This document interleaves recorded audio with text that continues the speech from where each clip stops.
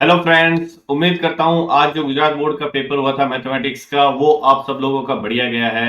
इस वीडियो में हम उसी गुजरात बोर्ड का जो मैथ स्टैंडर्ड का पेपर था उसके सेक्शन बी को डिस्कस करने वाले हैं। सेक्शन ए को हम ऑलरेडी डिस्कस कर चुके हैं, तो अगर आपने वो वीडियो नहीं देखा है तो डिस्क्रिप्शन में आपको उसका लिंक मिल जाएगा, आप डायरेक्ट वहां जाके चेक कर सकते हो। इस वीडियो में हम सेक्शन बी को डिस्कस करने वाले हैं, बाकी आने वाले वीडियोज में जो रिमेनिंग सेक्शन है उनको भी डिस्कस करेंगे। अगर आप चाहते हो कि हम मैथ्स बेसिक का क्वेश्चन पेपर जो है उसको डिस्कस करें तो जो नंबर आपको स्क्रीन पे दे रखा है इस नंबर पे आप अपने क्वेश्चन पेपर को हमें सेंड कर दीजिए। क्लियर इमेजेस की फॉर्म में, एचडी इमेजेस की फॉर्म में हमें शेयर कीजिए ताकि उसको एक्सट्रैक्ट किया जा सके इजीली। ओके, तो चलिए सेक्शन बी को जो मैथ स्टैंडर्ड का पेपर हुआ था उसको डिस्कस करते हैं। चैनल को अगर आपने सब्सक्राइब नहीं किया है तो चैनल को सब्सक्राइब कर लीजिए, बेल आइकन को प्रेस कीजिए ऑल नोटिफिकेशन के लिए, जिससे जब भी हम नया वीडियो अपलोड करेंगे आपको उसका नोटिफिकेशन ऑन द स्पॉट मिल सकेगा। ठीक है, चलिए डिस्कस करते हैं सेक्शन बी को।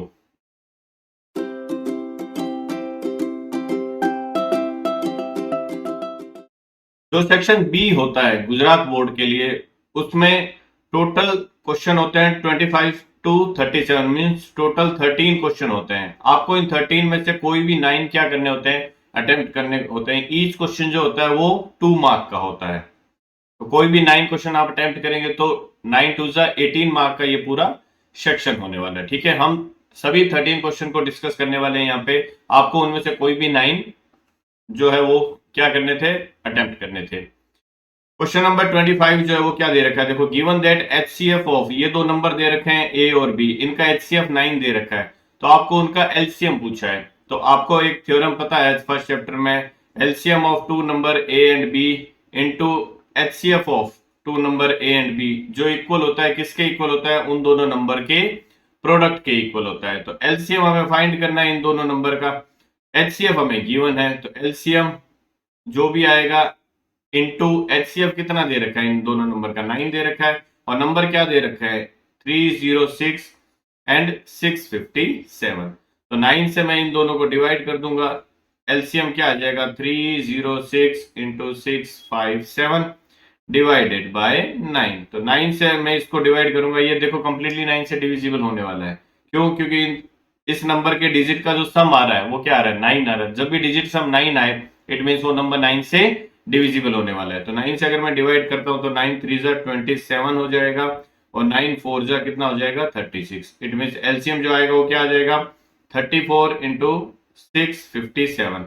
मल्टीप्लाई करेंगे 657 को 34 से, तो ये क्या आ जाएगा, देखो 7 4 जा 28, 2 आ गया यहाँ पे, 4 5 जा 20 एंड 2 22 आ गया, 2 कैरी हो गया, 6 4 जा कितना हो गया 24 एंड 2 26 इंटू 7 3 जा 21, 2 कैरी, 5 3 जा 15 एंड 2 17, 1 कैरी, 6 3 जा 18 एंड 1 19। मीन्स ये आएगा 8 3 3 1 2 1 2। तो ये आ जाएगा 2 2 3 3 8 आंसर इसका, एलसीएम ध्यान रखना। ठीक है, मल्टीप्लाई करना है और कुछ नहीं करना था। नेक्स्ट क्वेश्चन नंबर 26 जो है वो क्या दे रखा है, देखो solve the following pair of linear equation. ये लीनियर इक्वेशन आपको दे रखी है, आपको इनको क्या करना है, सॉल्व करना है। ये नहीं दे रखा कि कौन से मेथड से करनी है, तो आप जो मेथड चाहो वो यूज कर सकते हो, चाहे सब्सटीट्यूशन हो चाहे एलिमिनेशन हो। ओके, तो पहले तो मैं इनको थोड़ा सिंप्लीफाई करता हूँ। यहाँ देखो मैं एलसीएम ले लूंगा, 6 एलसीएम आ जाएगा। 6 एलसीएम आने के बाद में ये बनेगा 3x plus 4y is equal to -1। और यहाँ पे सेकंड इक्वेशन का अगर मैं एलसीएम लेता हूँ तो 3 एलसीएम आ जाएगा, ये बन जाएगा 3x minus Y is equal to 3। Further इसको सिंप्लीफाई करूंगा तो 6 को इधर भेज देता हूं मैं, ये क्या आ जाएगा देखो 3x plus 4y is equal to minus of 6। ये इक्वेशन क्या बनेगी, 3 को इधर भेजूंगा तो ये बन जाएगा 3x minus of y is equal to 3 3 जा 9। ठीक है, अब ये दो इक्वेशन आ गई, तो इन दोनों को मैं क्या लिख लेता हूँ, साथ में लिख लेता हूँ। क्या अप्लाई कर देता हूँ, एलिमिनेशन अप्लाई कर दूं, बिकॉज x का कोफिशिएंट देखो 3 एंड 3 सेम है यहाँ पे। तो जब भी किसी भी एक वेरिएबल का कोफिशिएंट सेम होता है तो हम जनरली एलिमिनेशन करते हैं।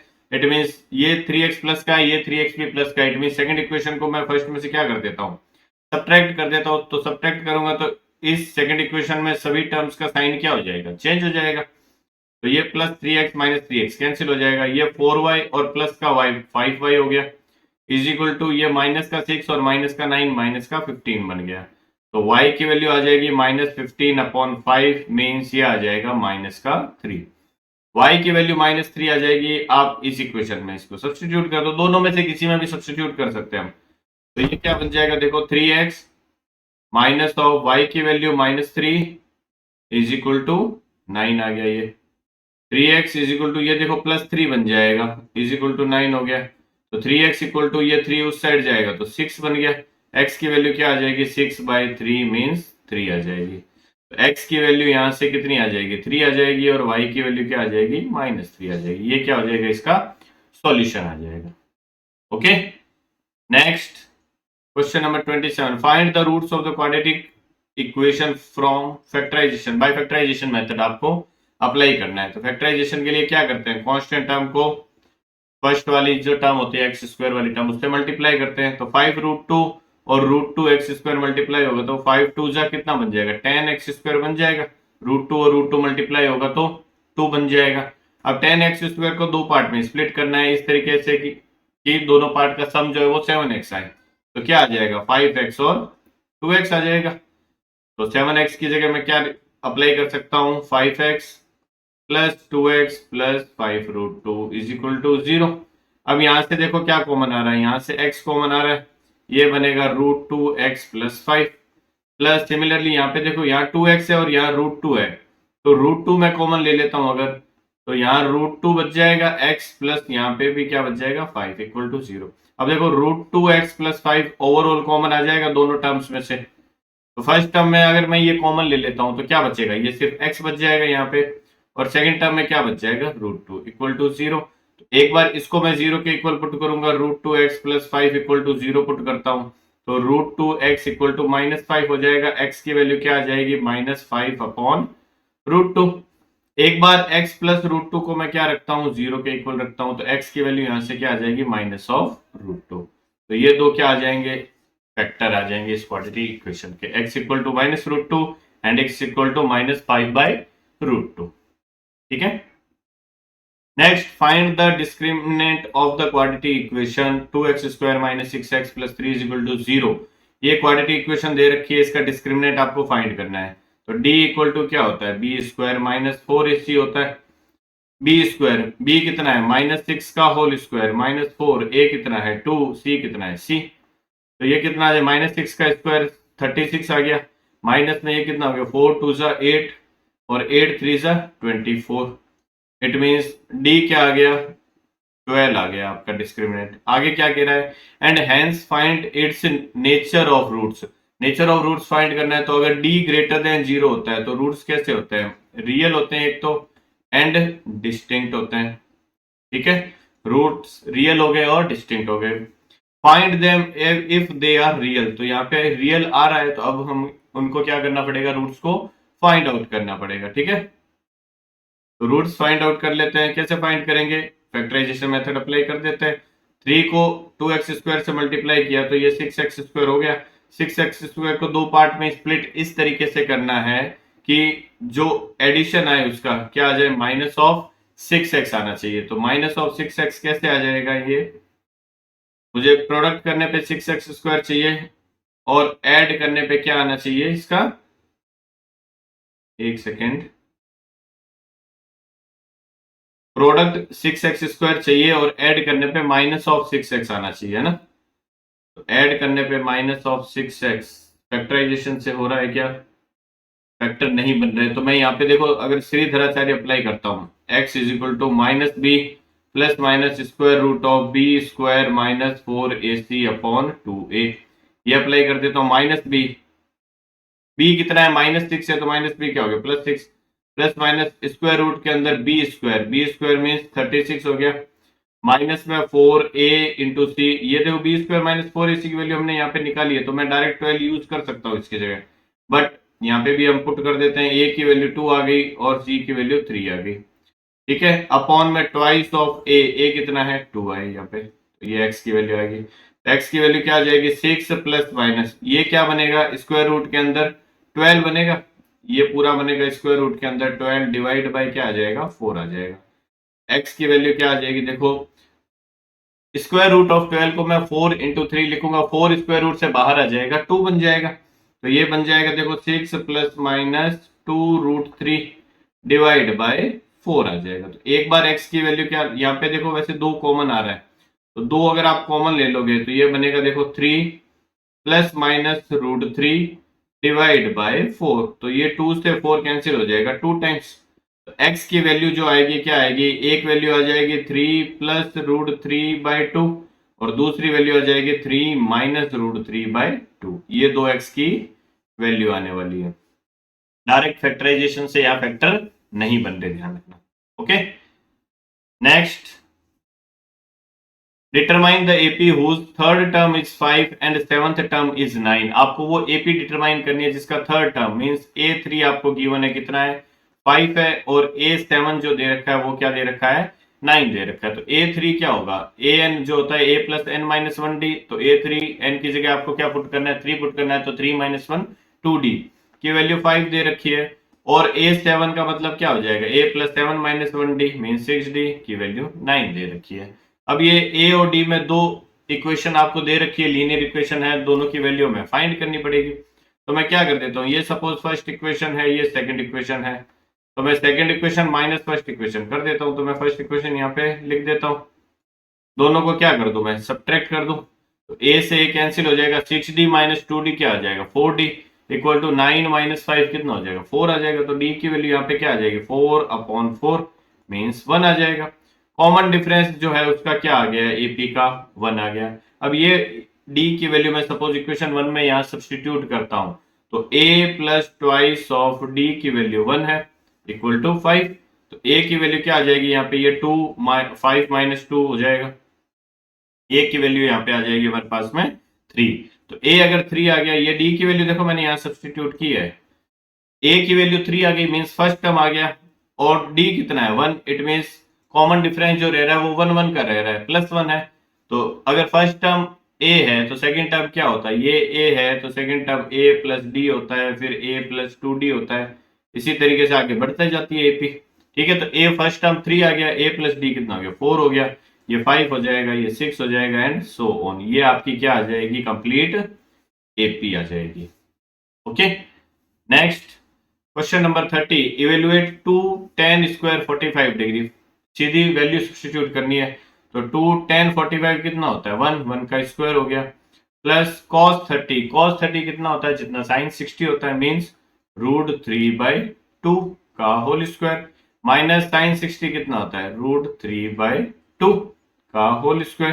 तो √3/2 का होल स्क्वायर √3/2 का होल स्क्वायर तो क्या हो जाएगा एक दूसरे से कैंसिल हो जाएगा। तो ये क्या हो जाएगा 2 इंटू 1 का स्क्वायर 1 बनेगा, तो 2 इंटू 1 आंसर आ जाएगा आपका 2 इस क्वेश्चन का। ठीक है, next, prove that cos a upon 1 plus sine A plus 1 plus sine A upon cos a equal to twice of sec a। तो मैं LHS से स्टार्ट करता हूं। ठीक है, LHS से स्टार्ट करूंगा, एलसीएम ले लेता हूं, क्या आ रहा है LCM 1 plus sine A into cos A, LCM आ जाएगा। ठीक है, यहाँ देखो 1 प्लस साइन ए कैंसिल हो जाएगा, कॉस ए से मल्टीप्लाई होगा तो क्या बनेगा कॉस स्क्वायर ए बन गया, प्लस यहाँ कॉस से कैंसिल हो जाएगा, 1 प्लस साइन ए का क्या बन जाएगा होल स्क्वायर बन जाएगा। ओके, इस 1 प्लस साइन ए के होल स्क्वायर को मैं यहाँ पे क्या कर लेता हूँ ओपन कर लेता हूँ, तो ये क्या बन रहा है देखो cos square A plus A plus B का होल स्क्वायर बनेगा, यहाँ पे क्या होगा A square plus B square plus twice of A B upon में क्या है यहाँ पे 1 plus sine A into cos A. ठीक है, अब ये देखो cos square A plus sine square A क्या बनाएगा 1 बना लेगा, और ये 1 और ये 1 मिलके क्या बनाएगा 2 बना लेगा। ये दोनों में cos square A plus sine square 1 बनाएंगे, और ये एक 1 ऑलरेडी है यहाँ पे, तो क्या बन जाएगा 2 प्लस 2 साइन ए अपॉन में ये क्या बन जाएगा 1 plus sine A into cos ए आ गया। ठीक है, यहां से देखो 2 कॉमन आ गया, ये क्या बन जाएगा 1 प्लस साइन ए अपॉन में क्या आ जाएगा 1 plus sine A into cos A. ठीक है, अब ये देखो 1 प्लस साइन ए 1 प्लस साइन ए एक दूसरे को क्या कर देंगे कैंसिल कर देंगे, तो आपके पास में अल्टीमेटली क्या बच गया 2 अपॉन कॉस ए। तो 2 इंटू 1 बाय कॉस ए को मैं क्या लिख सकता हूँ सेक ए लिख सकता हूँ, तो ये हो जाएगा ट्वाइस ऑफ सेक ए, और यही आपका क्या है RHS हो जाएगा। ठीक है, तो LHS से हमने स्टार्ट किया, RHS हो गया, it mean LHS equal to क्या आ गया आपके पास में, RHS आ गया। ओके, नेक्स्ट क्वेश्चन नंबर 32 क्या दे रखा है, देखो, a tangent PQ at a point P of a circle of radius 5 centimetre. एक सर्कल आपको दे रखा है, ठीक है, ये मैं कोई सर्कल ले लेता हूं इस तरीके से, ये सपोज सर्कल है ना, ये सर्कल दे रखा है आपको, क्या दे रखा है, इस सर्कल के एक पॉइंट P पर एक टेंजेंट ड्रॉ कर रहे हैं, तो एक मैं टेंजेंट ले लेता हूं, ये सपोज पॉइंट P से क्या ड्रॉ कर दी, एक टेंजेंट ड्रॉ कर दी इस तरीके से। ओके, आगे क्या कह रहा है देखो,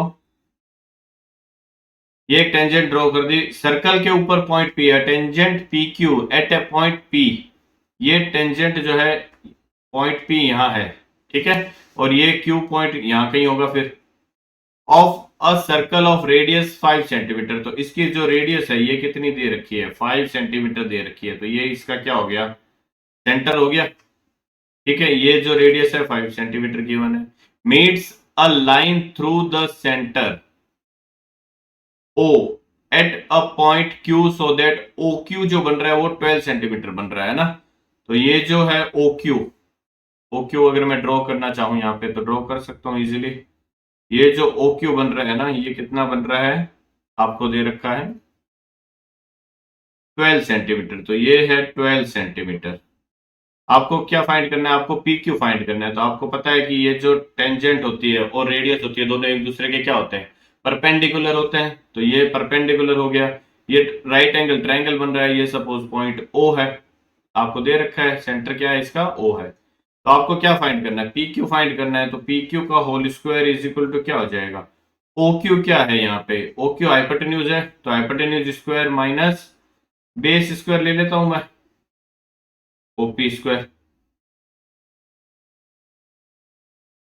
ठीक है, तो OQ आपके पास में है 12 दे रखा है, ये 5 दे रखा है, तो PQ क्या आ जाएगा देखो, 12 का होल स्क्वायर बन जाएगा, ये माइनस 5 का होल स्क्वायर बन जाएगा। अ tangent PQ at a point P of a circle of radius 5 centimetre meets a line through the centre of the circle eight Q। ठीक है, ये आ जाएगा 144 माइनस ये आ जाएगा 25। ठीक है, तो 144 माइनस 25 हम करेंगे तो ये आ जाएगा इस 119 आ जाएगा। ठीक है, PQ स्क्वायर की वैल्यू क्या आ गई, 119 आ गई, तो PQ क्या आ जाएगा फिर यहाँ पे स्क्वायर रूट ऑफ 119। अब वैसे तो ये प्लस माइनस आता है 119, बट क्योंकि ये क्या है एक साइड है तो वो कभी भी नेगेटिव नहीं हो सकती, तो आपको जो लेना होगा वो क्या लेना होगा, फिर प्लस वाला स्क्वायर रूट ऑफ 119 लेना होगा। ठीक है, ये हो गया क्वेश्चन नंबर 32। नेक्स्ट 33 देखते हैं, two cubes each of volume 64 centimetre cube are joint end to end. दो क्यूब दे रखे हैं आपको, है ना, तो मैं अगर यहाँ पे दो क्यूब को ज्वाइन करता हूं कुछ इस तरीके से बनेंगे। ठीक है, ये कुछ इस तरीके का बनेगा, देखो एक क्यूबॉइड बना रहे हैं दो क्यूब को ज्वाइन करके।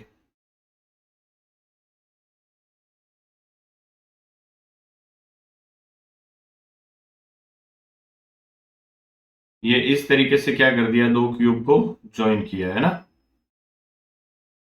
इस तरीके से दो क्यूब को ज्वाइन करके क्या बना दिया है, क्यूबॉइड बना दिया है। और इस तरीके से जो क्यूब दो क्यूब ज्वाइन हो रहे हैं उनका वॉल्यूम दे रखा है, वॉल्यूम जो है वो 64 सेंटीमीटर क्यूब दे रखा है। तो क्यूब का वॉल्यूम क्या होता है, अगर साइड एक क्यूब की ए है, ठीक है, तो वॉल्यूम जो होता है वो क्या होता है, ए क्यूब होता है, ए क्यूब 64 के इक्वल दे रखा है, तो 64 किसका क्यूब होता है, 4 का क्यूब होता है। ठीक है, इट मीन्स ए की वैल्यू यहां से कितनी आ जाएगी, 4 आ जाएगी, अगर दोनों साइड आप क्या लोगे, क्यूब रूट लोगे, तो ए आपके पास में 4 आ गया, और ये भी कितना है, ये भी ए है, अब ये भी ए है और ये भी ए है, तो क्यूबॉइड जो बनेगा उसकी लेंथ कितनी हो जाएगी, फिर 2a हो जाएगी। इट मीन्स ये जो क्यूबॉइड बन रहा है इसकी लेंथ 2a होगी, तो लेंथ क्या हो जाएगी, 2 इंटू ए मीन्स 2 इंटू 4 लूंगा मैं, 8 सेंटीमीटर लेंथ हो गई। हाइट कितनी रहेगी इसकी, ए ही रहेगी, मीन्स ये 4 सेंटीमीटर ही रहेगा। ओके, और लेंथ ब्रेड्थ कितनी हो जाएगी इसकी, वो भी ए रहेगी, ये 4 सेंटीमीटर रहने वाला है। आपको क्या फाइंड करना है? Find the surface area of the resulting cube. तो आपको सरफेस एरिया फाइंड करना है। अब सरफेस एरिया यहाँ पे टोटल सरफेस एरिया फाइंड करना है या लेटरल सरफेस एरिया फाइंड करना है, ये हमें नहीं दिया गया है। ठीक है, तो आप क्या करो, यहाँ पे सरफेस एरिया की बात कर रहा है, तो जो चारों दीवारों का जो क्षेत्रफल होता है या एरिया होता है वो आप यहाँ पे फाइंड कर दीजिए, है ना, 4 साइड्स का। तो अगर मैं देखो टोटल सरफेस एरिया अगर मैं यहाँ पे निकालता हूं सपोज, तो वो क्या होता है? Twice of L B plus B H plus H L होता है। और लेटरल सरफेस एरिया अगर निकालना हो तो वो क्या होता है? Twice into height L plus B, ये होता है। ठीक है, तो यहाँ सरफेस एरिया ही बोला हुआ है, देखो surface area of the resulting cube. तो सरफेस एरिया यहाँ अगर बोल रखा है, कुछ भी नहीं बोल रखा, तो आप टोटल सरफेस एरिया यहाँ पे निकाल लो। बिकॉज अगर लेटरल सरफेस एरिया निकलवाना होता तो वो यहाँ पे लिखता कि लेटरल सरफेस एरिया आपको निकालना है। ओके, तो टोटल सरफेस एरिया अगर मैं फाइंड आउट करूं तो ये क्या हो जाएगा? Twice of L into B. L into B कितना है? 8 into 4 32 plus B into H 16 plus H into L कितना हो जाएगा? ये भी हो जाएगा 32। ऐड करूंगा मैं 32 32 64 70 और 80 हो जाएगा ये। ठीक है, ये क्या बन जाएगा? ट्वाइस ऑफ 80, तो ये आ जाएगा 160 of centimetre square total surface area. ये इसका क्या आ जाएगा? आंसर आ जाएगा। ठीक है, next, find mode of the data for one classical distribution. 33 हमने डिस्कस किया है ना। 34, find mode of the data. आपको मोड फाइंड करना है for one classical distribution data in the symbols. आपको सिंबल्स दे रखे हैं, तो मोड का फॉर्मूला अप्लाई करना है यहाँ पे। डायरेक्ट सब कुछ आपको दे रखा है। मोड इज इक्वल टू क्या होता है? L plus F1 minus F0 upon twice of F1 minus F0 minus F2 into में क्या आ जाएगा? H आ जाएगा। L कितना है यहाँ पे? L है लोअर लिमिट 3 दे रखी है, प्लस F1 कितना दे रखा है यहाँ पे? 8 दे रखा है, माइनस F0 7 दे रखा है, upon twice of F1 means 16 हो जाएगा, माइनस F0 7 हो जाएगा, माइनस F2 कितना हो जाएगा? 2 हो जाएगा। इंटू H कितना दे रखा है? इसका 2 दे रखा है, तो 2 आ जाएगा ये। तो ये आ जाएगा 3 प्लस 8 माइनस 7 1 हो गया, 1 इंटू 2 क्या हो गया? ये 2 हो गया ओवरऑल, अपॉन में ये 16 माइनस कितना हो जाएगा? 9 हो जाएगा। तो 16 माइनस 9 करूंगा तो ये क्या आ जाएगा? 7 आ जाएगा यहाँ पे।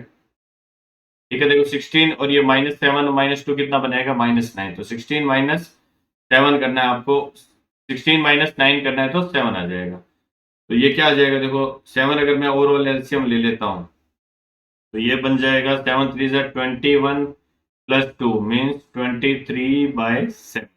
पॉइंट में अगर मैं निकालूंगा तो 7 3 आ जाएगा 21, पॉइंट लगा दूंगा 0 आ जाएगा, 2 0 बचेगा, 7 2 14 आ जाएगा, 6 0 बच जाएगा, फिर 7 8 56, 4 0 बन जाएगा और 7 5 35।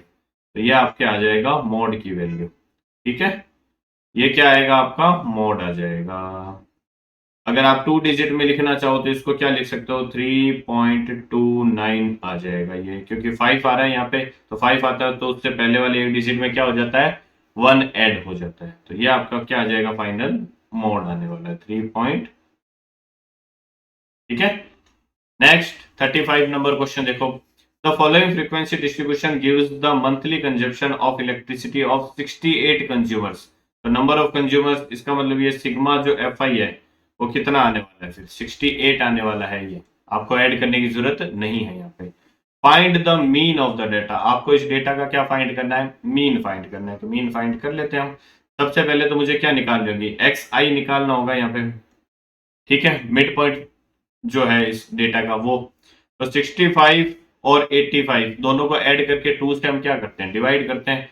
तो ये कितना आ जाएगा? देखो 15 इसमें से 150 आएगा, 150 डिवाइड बाई 2 करूंगा तो ये आ जाएगा 75। ठीक है, अब यहाँ देखो 20 का डिफरेंस है, तो इसमें भी क्या रहेगा? 20 का डिफरेंस रहने वाला है।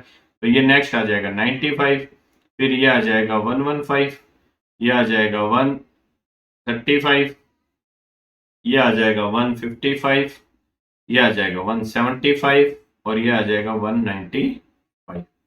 ठीक है, देखो अगर मैं 5 इसको दे देता हूं तो ये बनेगा 390 है ना, 390 आ जाएगा 195। ओके, या एक्स आई आ गया है। अब एक्स आई आने के बाद में ये देखो, अगर आप डायरेक्ट एफ आई एक्स आई करोगे सीधा, ये आपका क्या है, एफ आई है ना, डायरेक्ट एफ आई एक्स आई करोगे तो बहुत बड़ी वैल्यू आएगी। तो आप क्या करो, एक एज्यूम्ड मीन ले लो। एज्यूम्ड मीन मैं कौन सा लेता हूँ, जो मिडल मोस्ट होता है। तो ये जो है इसको मैं क्या ले लेता हूँ, एज्यूम्ड मीन ले लेता हूँ। तो आप यहाँ पे डी आई फाइंड कर लो। D i is equal to क्या हो जाएगा, एक्स आई माइनस ए हो जाएगा। तो एक्स आई माइनस ए अगर मैं यहां से निकालता हूं तो एक्स आई मेरा 75 है, माइनस ए करूंगा 135। तो कितना बचेगा, 75, 25 और 35 कितना बच जाएगा, 60 बच जाएगा। 25 एंड 35, 40 एंड 60, ये आएगा माइनस का 60। देखो ये आ जाएगा, 20 20 का डिफरेंस है तो माइनस का 40, ये आएगा माइनस का 20, ये आएगा 0, ये आएगा 20, ये आएगा 40, ये आएगा 60। ठीक है, अभी भी देखो डेटा बड़ा है तो हम क्या फाइंड करेंगे, यहाँ पे डी आई के बाद में यू आई फाइंड करेंगे। ठीक है, यू आई अगर मैं यहाँ पे निकालना चाहूं तो यू आई क्या हो जाएगा, डी आई अपॉन एच हो जाएगा। तो D I upon H, H कितना है यहाँ पे 20 20 का डिफरेंस है, तो एच की वैल्यू यहाँ पे आपको पता है 20 है। तो अगर मैं डी आई अपॉन 20 करता हूं तो ये क्या आता है, यहाँ पे देखो यू आई की वैल्यू ये आएगी माइनस का 3, ये आ जाएगा माइनस का 2, ये आएगा -1, ये आएगा 0, ये 1 2 और ये 3। अब आप यहाँ पे क्या फाइंड करोगे, f i into u i find कर लो। F i into u i find करूंगा तो क्या आएगा, देखो एफ आई 4 है, यू आई -3 है, तो ये आएगा माइनस का 12। ठीक है, 5 -2 करूंगा -10, 13 -1 करूंगा -13, ये 0 आएगा। 14 इंटू 1 करूंगा 14 आ जाएगा, 8 इंटू 2 करूंगा 16 आ जाएगा, 4 इंटू 3 करूंगा 12 आ जाएगा ये। ठीक है, हमें यहाँ फाइंड करना है sigma of f i u I, means इसका सिग्मा फाइंड करना है। तो माइनस का देख लो कितना आ रहा है टोटल, ये देखो -13 और -12 -25 हो गया, और -10 माइनस का 35 बन रहा है ना, माइनस का हमारे पास बन रहा है 35, और प्लस में कितना बन रहा है, देखो 16 एंड 40 आ गया 30, 30 एंड 12 कितना हो गया 42, प्लस का 42 बन रहा है। तो it mean sigma of f i u i क्या आ जाएगा, प्लस का 7 आने वाला है आपके पास में। और सिग्मा ऑफ एफ आई कितना दे रखा है, 68 दे रखा है। तो अब आपको मीन अगर फाइंड करना है, X bar is equal to क्या होता है, एक्स बार अगर मुझे निकालना है तो a plus sigma of f i u i upon sigma of f i into h, ये आता है। ठीक है, तो यहाँ आप वैल्यू सब्सटीट्यूट करोगे तो ए की वैल्यू आपने 135 ली है, plus sigma of f i u i कितना है 7 है, अपॉन में सिग्मा ऑफ एफ आई कितना है 68 है, इंटू एच कितना है 20 है। ठीक है, तो इसको पहले तो हम कैंसिल करेंगे, 7 से कैंसिल हो रहा है क्या, 7 से कैंसिल नहीं होता, ये 2 से कैंसिल हो रहा है, ये 10 टाइम्स, ये आ जाएगा 34 टाइम्स। ठीक है, फिर 2 से कैंसिल करता हूँ, ये 5 टाइम आएगा, ये आ जाएगा 17 टाइम्स। तो 7 5 से कितना हो गया 35, 35 डिवाइड बाय 17 आ रहा है ये। तो 35 डिवाइड बाय 17 अगर आप करोगे तो ये आएगा 7 2 जा 34, 1 बचेगा, 0 लगाऊंगा, पॉइंट पॉइंट लगाऊंगा, एक 0 आएगा, 10 बन जाएगा, फिर एक 0 लगाऊंगा तो 100 बनेगा ना, और 7 5 जा 17 5 जा 85 बनेगा फिर। तो ये 2.05 के अप्रोक्स आने वाला है। तो 135 प्लस 2.05 मीन्स 137.05 क्या आ जाएगा, इसका मीन आने वाला है। ठीक है, और मीन जो होगा वो हमेशा जिस रेंज में आपने एज्यूम्ड मीन लिया है उसी क्लास की रेंज में आने वाला है हमेशा। तो ये इसका क्या हो जाएगा, आंसर हो जाएगा। इस क्वेश्चन को यहाँ पे छोड़ना था, इसको छोड़ के बाकी आप किसी में से भी अटेम्प्ट कर सकते हैं, क्योंकि कोई भी 9 अटेम्प्ट करने थे आपको, तो ये इतना बड़ा क्वेश्चन है, यहाँ करने का मतलब ही नहीं था। Next, if P A equal to 0.8 का होल स्क्वायर दे रखा है, then find P A bar. तो पी ए जो है 0.8 का होल स्क्वायर का मतलब 0.8 इंटू 0.8 हो गया, ये क्या बनेगा 0.64 बनेगा। क्यों, यहाँ से 10 आएगा, यहाँ से भी 10 आएगा, 8 8 से 64 डिवाइड बाय 100 तो 0.64। तो आपको पता है पी ए और पी ए बार जो होता है उसका सम हमेशा क्या होता है 1 के इक्वल होता है। तो आपको पी ए बार फाइंड करना है, तो इसको मैं उधर भेज देता हूँ। तो पी ए बार जो आएगा वो क्या आएगा, 1 माइनस पी ऑफ ए आ जाएगा। तो ये आ जाएगा 1 माइनस 0.64। 1 माइनस 0.64 अगर आप करोगे तो ये आएगा 0.36 पी ए बार की वैल्यू। ओके, ये इसका क्या आ जाएगा, करेक्ट आंसर आ जाएगा। लास्ट जो क्वेश्चन नंबर 37 था सेक्शन बी का, वो क्या है देखो, इसमें आपको दे रखा है अ डाई इज थ्रोन वंस, एक डाई को एक बार उछालते हैं, find the probability of getting a prime number. जब भी आप डाई को उछालते हो तो टोटल आउटकम्स क्या हो सकते हैं, 1 2 3 4 5 एंड 6, ये टोटल आउटकम्स पॉसिबल है। फर्स्ट आपके लिए क्या है फेवरेबल आउटकम, कि प्राइम नंबर आ जाए। प्राइम नंबर इसमें कौन कौन से होते हैं, 2 प्राइम नंबर होता है, 3 प्राइम नंबर होता है और 5 प्राइम नंबर होता है। मींस फेवरेबल केस कितने आ गए, यहाँ पे 3 आ गए। तो इस केस में प्रोबेबिलिटी क्या हो जाएगी इसकी, फेवरेबल अपॉन टोटल। फेवरेबल है 3 अपॉन टोटल है 6, ये टोटल 6 आएंगे ना यहाँ पे, तो ये आ जाएगा कितना, 1/2। इसका आंसर आ जाएगा पहले का। सेकंड वाला क्या है देखो, सेकंड दे रखा है एन ऑड नंबर। तो ऑड नंबर आने के फेवरेबल केसेस कौन से हैं, 1 आ सकता है, 3 आ सकता है, 5 आ सकता है। मीन्स इस केस में भी फेवरेबल केस कितने हो गए हमारे पास में, 3 हो गए। तो प्रोबेबिलिटी इसकी भी क्या हो जाएगी, फेवरेबल अपॉन टोटल अगर मैं करूंगा तो ये आएगा 3/6। मीन्स ये भी कितना आ जाएगा, 1/2। दोनों का आंसर इसमें 1/2 आए।